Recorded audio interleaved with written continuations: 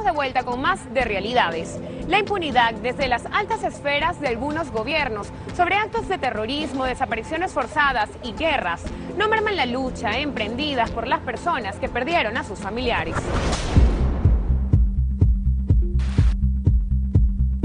Sus reacciones son cada vez más desesperadas.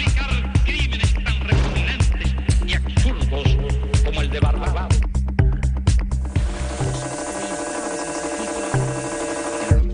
Terrorist attack on our country.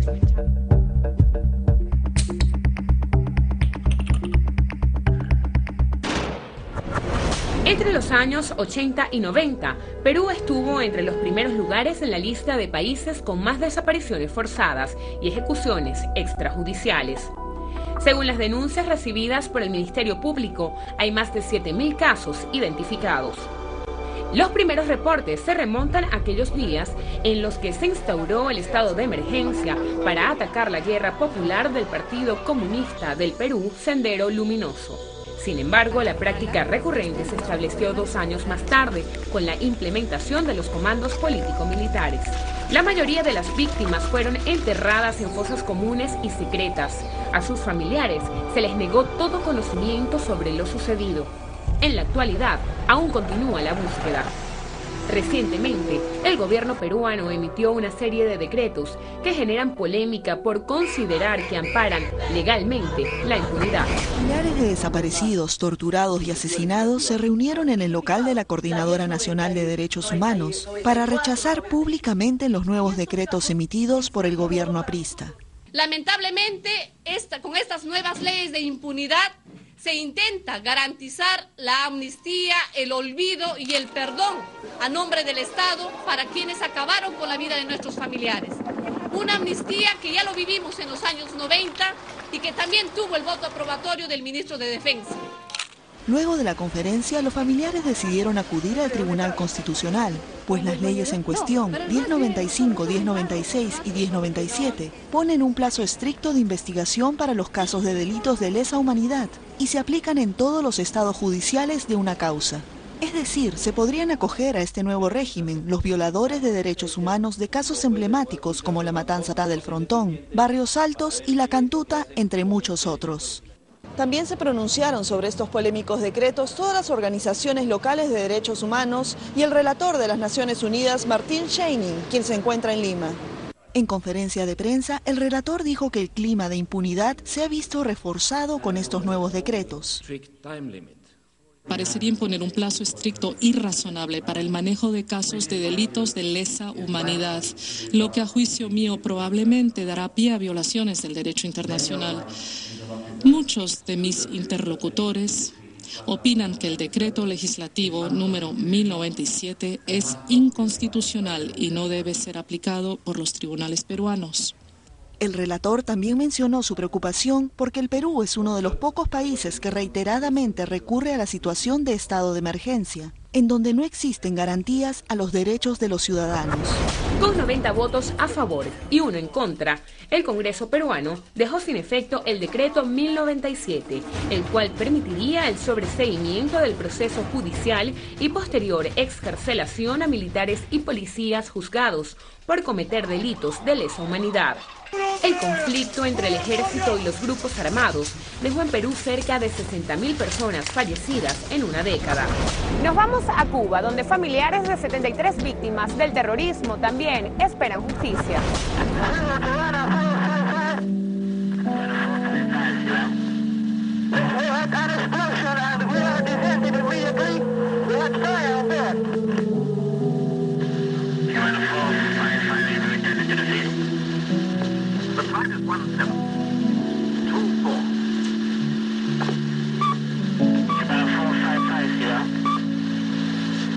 Aquí sigo el que van a 455, requested immediately.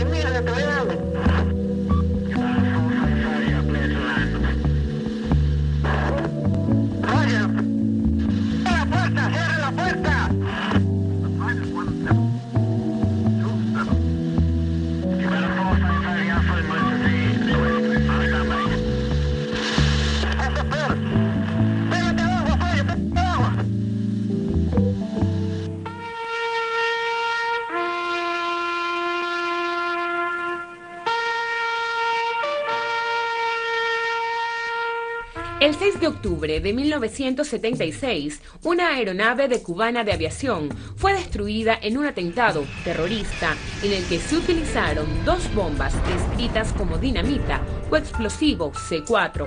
Las 73 personas que viajaban en el vuelo 455, en su mayoría atletas de alta competencia, resultaron muertas. Las investigaciones arrojaron como autores del ataque agentes vinculados al Servicio de Inteligencia de Estados Unidos. Uno de ellos es el terrorista Luis Posada Carriles, nacido en Cuba y nacionalizado venezolano. Confeso, vive en la ciudad de Miami, donde goza de plena libertad. Cuba declaró el 6 de octubre Día de las Víctimas del Terrorismo de Estado en conmemoración de ese hecho.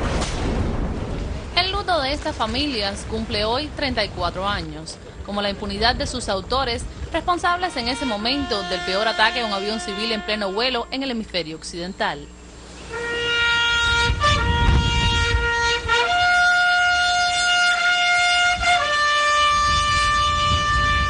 73 pasajeros, incluido el equipo juvenil nacional de esgrima, viajaban en el vuelo 455 de Cubana de Aviación, devenido símbolo de las víctimas del terrorismo de Estado en Cuba y declarado como tal en la isla este 6 de octubre.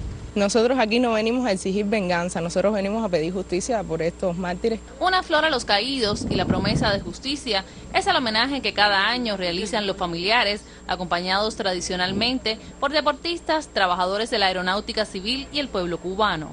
Yo no pienso morirme sin que los culpables de ese abominable hecho, con ellos se cumpla la justicia que debe cumplirse. Una lucha que por estos días se aviva y parece tomar un nuevo rumbo legal. Y no estamos desempolvando un caso de la voladura de un avión X, estamos desempolvando, estamos presentando el caso de un grupo de terroristas, de 4 terroristas que están libres, que no han pagado su culpa, y el caso de 73 personas inocentes que fallecieron allí, cuyos familiares han esperado tantos años que se haga justicia. Nos vamos al norte. Estados Unidos es acusado y cuestionado también por los conflictos bélicos que inicia o apoya. Una de estas guerras, la de Irak, finalizada recientemente, tuvo como pretexto la lucha contra supuesta posesión y desarrollo de armas de destrucción masiva. La de Afganistán se inició en respuesta al ataque talibán contra las Torres Gemelas el 11 de septiembre de 2001. Estados Unidos se amparó en el artículo 51 de la Carta de Naciones Unidas, que invoca el derecho a la legítima defensa. Pero en ambos casos, los soldados que participaron como victimarios hoy resultan víctimas de su propio país. A sus 18 años, Matt fue soldado en Irak. Cuenta que se unió a las Fuerzas Armadas porque quería ir a la universidad y como veterano tiene derecho a una carrera tras haber servido a su país. Hoy es politólogo e historiador y afirma que en el campo de batalla logró entender las políticas externas de su país. En Irak vivió una dictadura, la dictadura de las Fuerzas Armadas de Estados Unidos, la dictadura mejor armada en el mundo entero, una que impone la democracia.